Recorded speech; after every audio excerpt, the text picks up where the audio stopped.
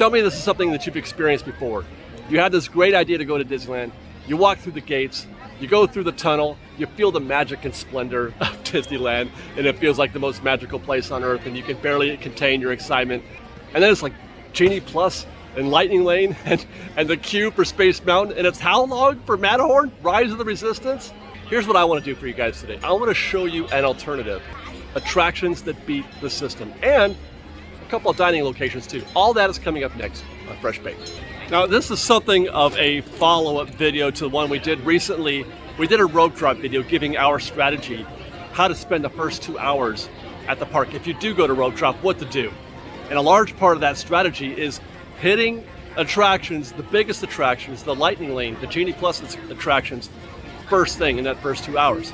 With the logic there being that you want to wait until the afternoon to start hitting attractions that are not on Genie Plus, that are standby attractions. Attractions where it doesn't really matter what time you go. And that's what we're talking about today. Which attractions do we feel like are the ones that you can always count on, that you never have to worry about if it's going to be a super long wait. And even if it is, it doesn't matter because, as we like to say and have said over the years, it goes quick though. You're in the queue, it looks like it's going to take forever, but it doesn't, because it's a continuously moving, constantly progressing queue that doesn't get interrupted by things like breakdowns all the time or Lightning Lane or Genie Plus or that kind of thing. Attractions that you can hit any time of day, attractions that you can go to if you're in a pinch, if you're worried about what to do, if you can't make up your mind, hit these, you don't have to worry about it. And yes, we are starting in Adventureland, as we often do, and we're starting at the Jungle Cruise. Jungle Cruise checks off a lot of boxes for me when it comes to attractions that go quick though, and that are a nice break from the hustle and bustle of being at Disneyland. It looks crowded, it looks like it's going to take forever, but it goes quick though, and that's because obviously there's no Lightning Lane, no Genie Plus, there's no interruption from, you know, those guests getting a priority over standby guests. This is 100% pure standby. It also does not suffer from constant breakdowns. It's a pretty reliable attraction. Sure, a boat goes down here and there, but it's not at anywhere near the level of something like Indiana Jones or Rise of the Resistance. When we got in this queue at 10:27, the wait said 30 minutes. Typically, you're going to come in under that wait, I believe. What you're looking for in this attraction, whether or not it's one that you definitely want to jump into or not, well, really the only thing you're looking for is if they're using a lot of that extended, the secondary queue on the second floor. If they're using the top floor, but just the one side, the left side, no big deal, that's easy. Often it is the case even where they're using the top floor but not the bottom floor. But today they are using the bottom floor and the top floor but not the second half. Actually, let's find out. Let's find out how long it takes to get from here, which we've been in this queue now for 3 minutes. Let's see how long it takes to get from here to the stairs into the second floor of the Jungle Cruise queue.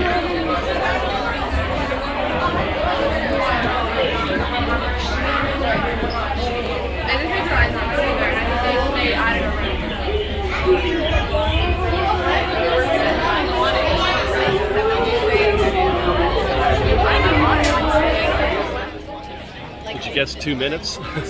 Did you guess that it took us just 2 minutes to get to the upper floor? I mean, that's not remarkable or anything, but it looks like when you enter that queue at the bottom, it looks like it's going to take forever, but 2 minutes to get to the top floor. And I'm going to guess maybe another 8 to 10 minutes up here. Banana in the Savannah by Skipper Hannah.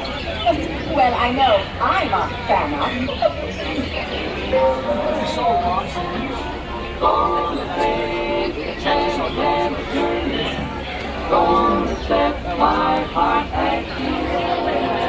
That queue back there, that second half, that's the queue you're trying to avoid being in if you can help it, even though it's still not terrible if you are. But when they fill up that one, that's when you know it's an exceptionally busy day. And that's when you start pushing 45 minutes or so. But so far we've been moving pretty briskly here. Just about out this door and down the stairs. It's been 15 minutes. We spent about 10 minutes of that 15 up here on the second floor.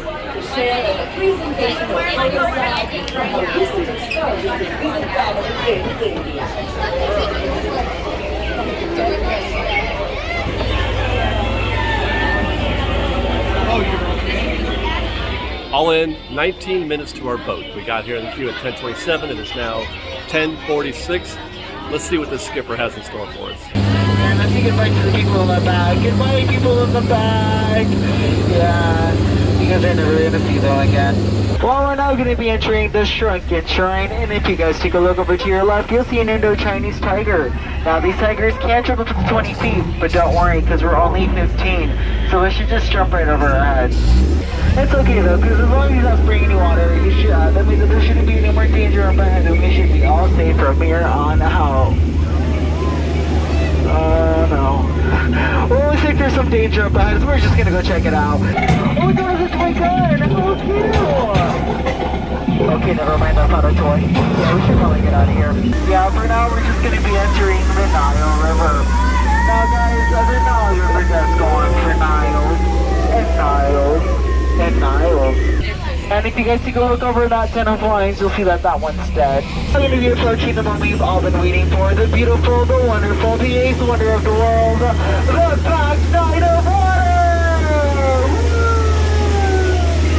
Good start that. We turned a 30-minute attraction into a 20-minute one. I mean, that alone is a good reason to get in there. Like I said, it hardly ever is the case where Jungle Cruise, the wait time is more than what's posted. And that's going to be the case for probably all of the attractions that we hit now because of the lack of Lightning Lane influence. We don't have to go far for our next attraction, right next door in New Orleans Square, Pirates of the Caribbean.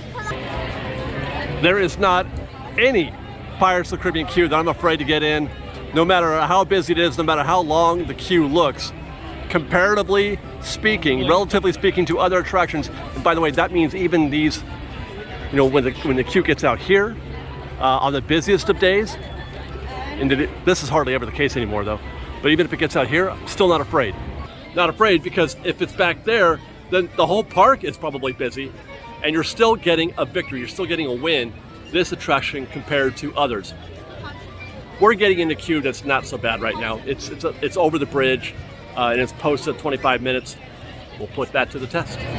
When we talk about attractions that go quick though, that phrase was invented for this attraction because even when Jungle Cruise has, you know, a bit of a stoppage from, you know, time to time because they're switching out boats, but the boats are constant.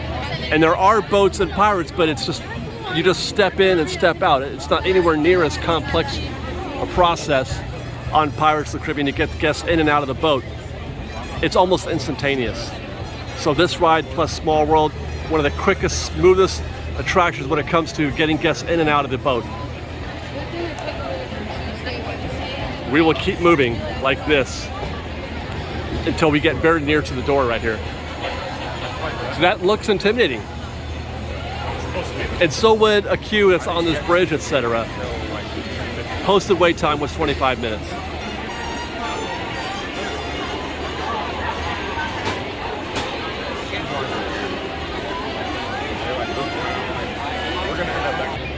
There we go. 6 minutes to cross the threshold and into, I don't know, section B, section 2 of the Pirates of the Caribbean queue.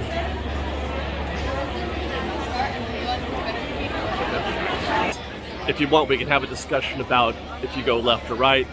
In the big picture, I mean, it doesn't really matter, but I would say if I was going to lean a certain direction, I would lean to the right. I went left this time because I just kind of was going with the flow of the crowd.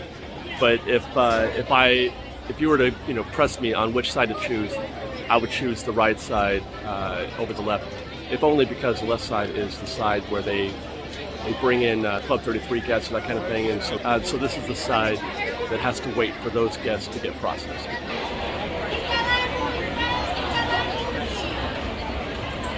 Keep that line moving, she says. 10 minutes. So far it has been 10 minutes and we're just about to the door. I would expect that it will be there within 11 minutes, and then I would expect about 5 minutes once we're inside the door. 11:21, 17 minutes to our boat. Yo ho! Come seek an adventure in salty old pirates, eh?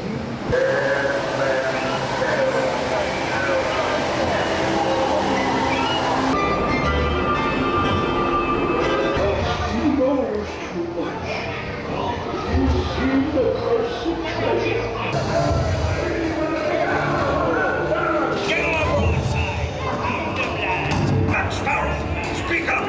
Or do you fancy a swim with Davy Jones?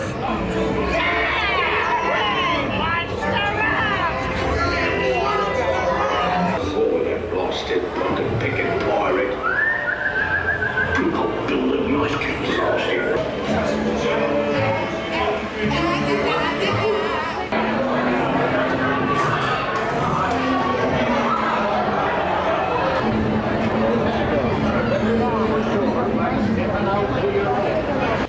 Best part about those first two attractions, A, they go quick though, right? Steady moving queue, no worries about waits. It's even quicker than the posted wait time, 2 for 2 on that, but also 2 classic, vintage, quintessential Disneyland attractions. You have been to Disneyland when you go on Jungle Cruise and Pirates of the Caribbean. And you can do that any time of day. You don't have to rush. Hey, how are you? You don't have to hurry. You get there first thing, rope drop, like you do for Space Mountain or Indiana Jones or something to that effect. We're going to take you next to Fantasyland for an interesting conversation. Via Rancho Del Zacalo, there's a little path back here that you can follow that'll take you into Princess Fantasy Fair and then Fantasyland, but I'm going this route to show you this is one of my 2 favorite dining locations when I don't have to worry about waiting in a standby queue. I don't want to have to worry about placing a mobile order. I very much recommend using mobile order if you have the capacity and patience and all that stuff for placing orders through mobile order. But if you don't, this is a great alternative because Rancho Del Zacalo is one dining location that doesn't have mobile order. They had it for a minute, but they took it away. So it's all standby. As such, the same benefits apply when you dine here as they would if you were to go on an attraction that doesn't have Genie Plus. You don't have to wait for the mobile order cooks to prepare your food. There's just the one standby location, and all of the people, all of the staff, all of the windows are just for standby. There's nothing. They're not setting aside anything like at Galactic Grill. At Galactic Grill, almost all of the windows are for mobile order. There's like 10 windows there, but only one of them is set aside for standby, and they have a super long queue for standby if you don't want to place a mobile order. All the other ones are for mobile, so you have to wait with all those other standby guests. Not to mention that it is split up into 3 separate ordering places. You can order here, you can order here, or you can order there. Plus they've got the dessert bar over there as well. But each one they all serve the same menu. It used to be, as I've mentioned in previous videos, this used to just be tacos and burritos. That was enchilada and chicken. But now, all locations serve all the food. It doesn't matter which line you get into.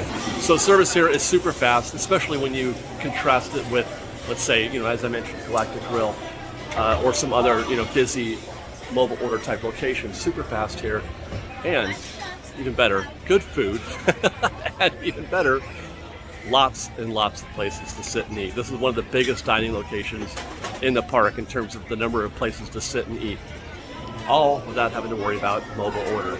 Easy peasy. All right, we're taking that little transition tunnel from Rancho into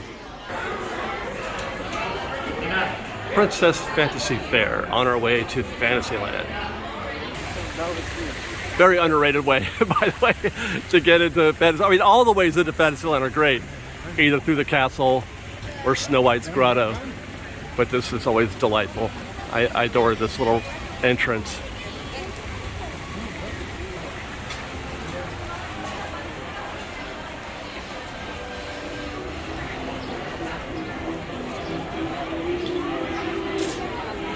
And we're here to talk about dark rides. I love to talk about dark rides, and I like to encourage people to enjoy dark rides as often as possible. They are quintessential Disneyland attractions.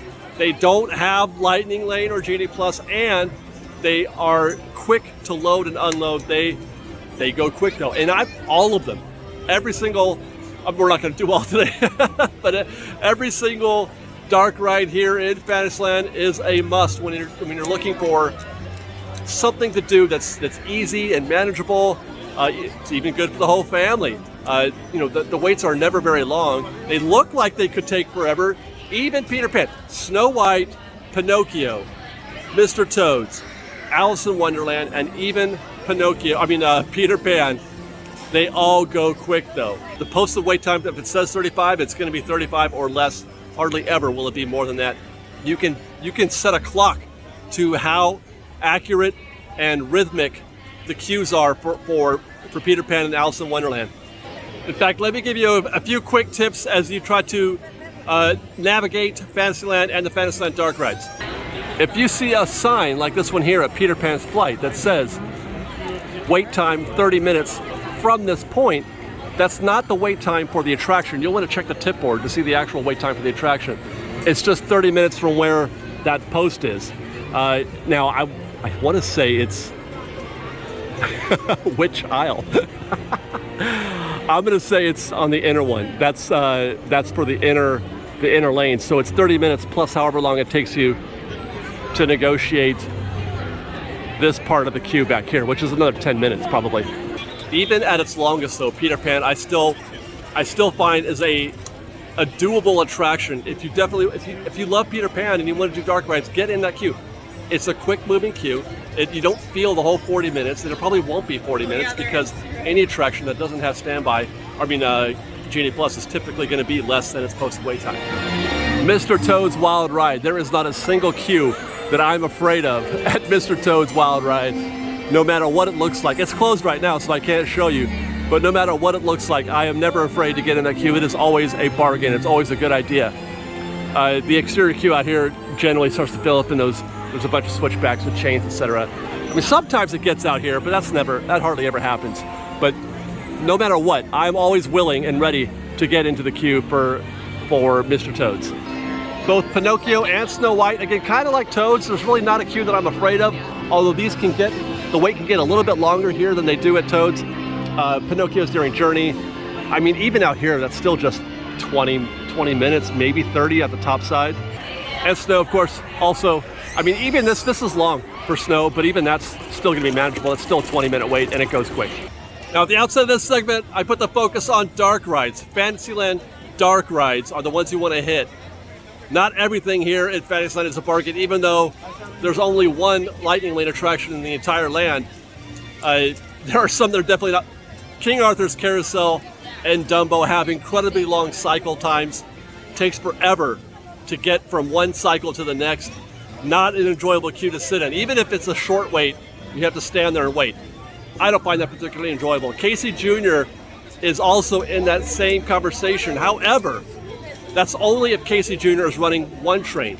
If Casey Jr. is running two trains, then the amount of standing around and doing nothing is reduced by half, obviously. So it's a lot quicker and more enjoyable when they have two trains, which they have been running presently lately. So to wrap up that conversation, and as surprising as that may seem, even attractions like Peter Pan, I recommend getting into those queues. Don't wait for the ideal moment or the right time or try to rope drop it. If you want to ride Peter Pan, just do it, just go. Because that's the queue, and it's gonna go quick. Even though it looks intimidating, it's a little narrow, it's a little tight, the attraction is good enough and it moves quick enough, it moves fluid enough that it's an enjoyable situation, and you get to ride Peter Pan's Flight at the end of that journey. We're gonna segue into another kind of surprising choice today for those paying attention. Plaza Inn is my other preferred location if I want to avoid placing a mobile order, if I want something quick and easy, but don't want to go through the trouble of trying to beat the standby like at Galactic Grill or other locations. Like Golden Horseshoe can be torturous sometimes. Again, it looks intimidating. It does. I get it.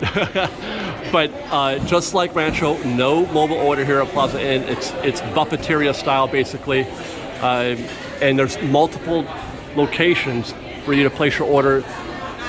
Even multiples for like there's 2 pastas and 2 chickens. Actually, I just checked, and that's not pasta. That's a 3rd chicken station. You could. Is he going to go for it? Is he going to do it? Yes. Yeah. See, this is again. You got to be observant. You can see a long queue. You could just walk right up to this one. And it pays to do a little recon. It pays. That's why we're here. That's why you watch Fresh Bake, because we'll do the recon for you and give you those types of observations everywhere throughout the park. But again, super easy, in and out. It's a quick, it takes just a second or two. Everything is already made, so they're not even having to make anything for you. You just go up there, tell them what you want, and they give you your dish, you're done. This whole queue will be out of here in just a couple minutes. And when you're done getting your food, you can choose from this delightful dining area here, designed by Walt. This has got Walt's handprints on it. This was his favorite place to eat, or one of his favorite places to eat. You can dine inside, or come out here and find some shade, hopefully. Some of the places are tented, but again, like Rancho, ample seating here at the Plaza. And this is where I go if I can't find any place to sit at the Jolly Holiday or at Coke Corner. I bring my food over here. There's always tables out here, always plenty of dining, and you get a really wonderful, aesthetic while you dine. You can enjoy the ambience of the castle or the Astral Orbiter. I love it here. Easy, quick, no interference with mobile order. Plaza Inn and Rancho Del Zacalo are two great choices if you're trying to beat the system a little bit. One more interesting, surprising little addition to this list of attractions that I recommend doing when you're not sure what to do with your day. Before we do that, let's walk through Tomorrowland, see if we can't find any bargains here. Where the closest thing that we have to a bargain as far as the rules of this video go is probably the Matterhorn right behind me. It's closed today, it's closed until September, but that's the closest thing we have to a bargain here, in so much as you really only have to wait one rotation for one monorail. It's an easy wait, it's covered, it's kind of cool up there, plus you get a delightful ride on the monorail. It isn't one of those situations where it goes quick though, in the sense that you're constantly moving. You are in fact standing still for that whole time. But as I mentioned, at least you're not cramped, you're not in a small, narrow queue with a bunch of other guests. It's pretty wide open, spread out. You can be casual about it.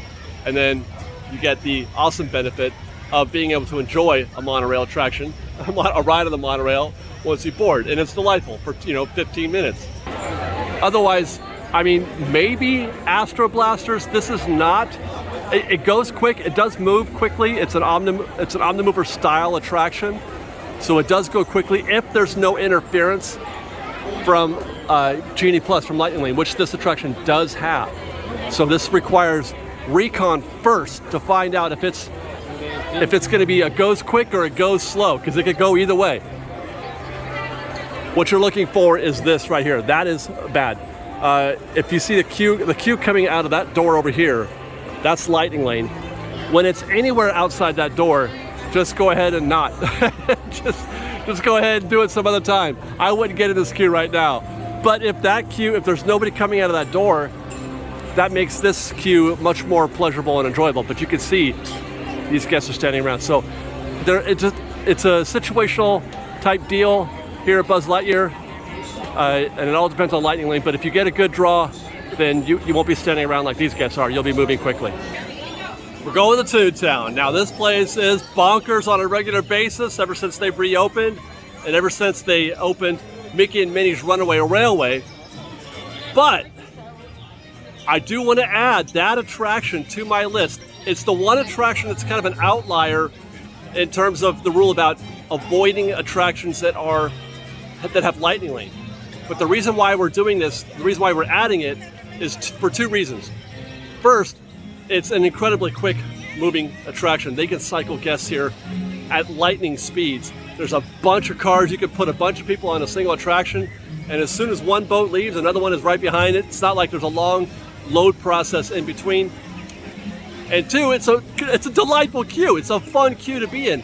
So you're moving quickly through the queue, and it's really fun to be in, so it's enjoyable. It's a nice break from the hustle and bustle from the rest of Disneyland. However, it is a Lightning Lane attraction.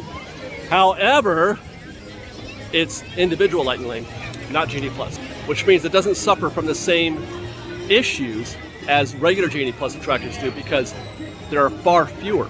I'm gonna just wild guess, if there's 100 people, to comparison, if there's 100 people using Genie Plus on Space Mountain, there's 10 using it here Lightning Lane here at Mickey and Minnie's Runaway Railway because it's paid. It's individually paid. So there's far fewer guests using it here than there are at other attractions. For example, take a look at the standby queue versus Lightning Lane next door. Everybody that's in this line right now is in standby. There's nobody walking into the Lightning Lane queue at the moment, and if I were to even peek in there, I don't see any guests queued up anywhere. There's nobody even kind of milling about. Everybody's getting into standby. Contrast that with, let's say, Millennium Falcon Smuggler's Run, where if you stand in the same spot I'm standing here, everybody's on this side, nobody's on that side. All the guests are going into Lightning Lane, so your standby is having to compete with all those guests. The opposite is the case here.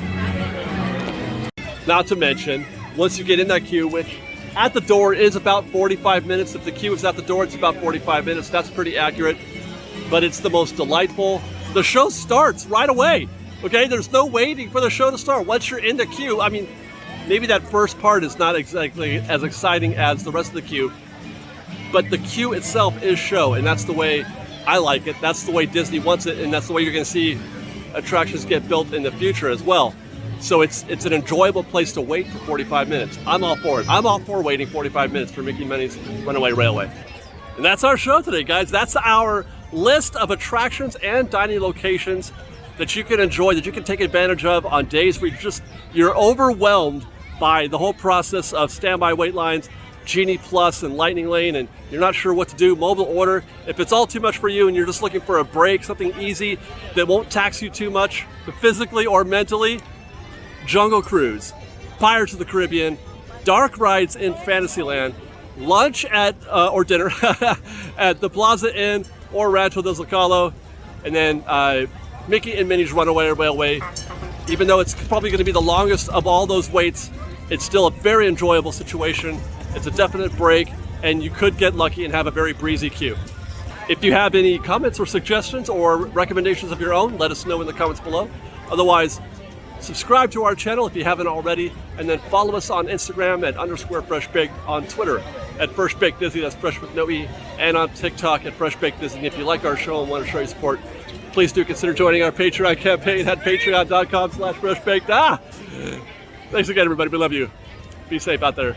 Be kind to one another. FreshBaked.